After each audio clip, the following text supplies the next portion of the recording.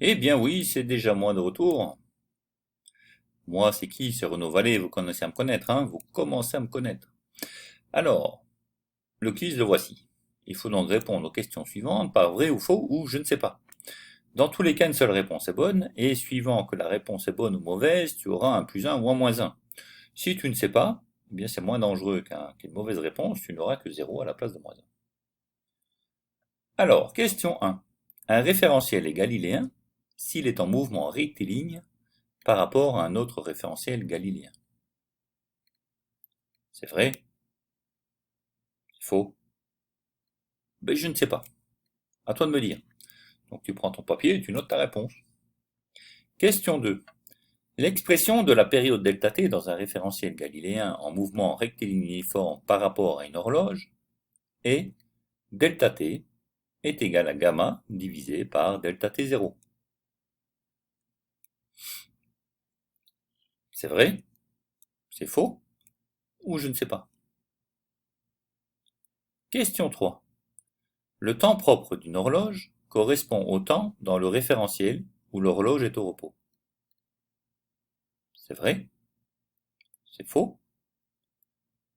Ou... bah oui, je ne sais pas. Question 4. L'expression du coefficient gamma est gamma est égal à 1 sur racine de 1 moins v sur c au carré. C'est correct ça? V, F ou N?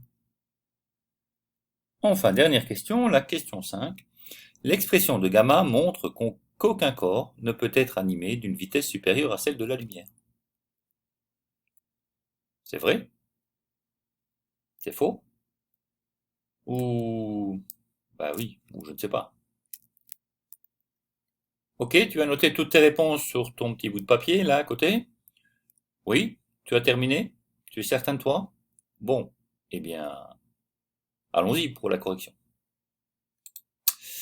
Alors, la question 1, la réponse est c'est faux. La question 2, la réponse c'est faux. La 3, c'est vrai. La 4, c'est vrai. Et la 5, c'est vrai. Donc deux questions fausses, puis trois questions vraies. Ok?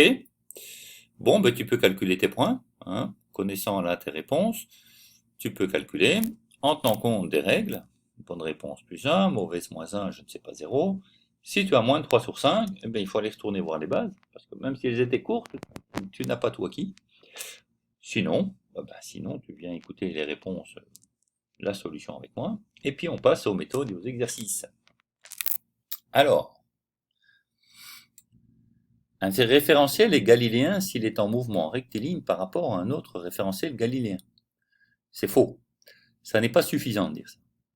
Un référentiel est galiléen s'il est en mouvement rectiligne, oui, mais aussi uniforme.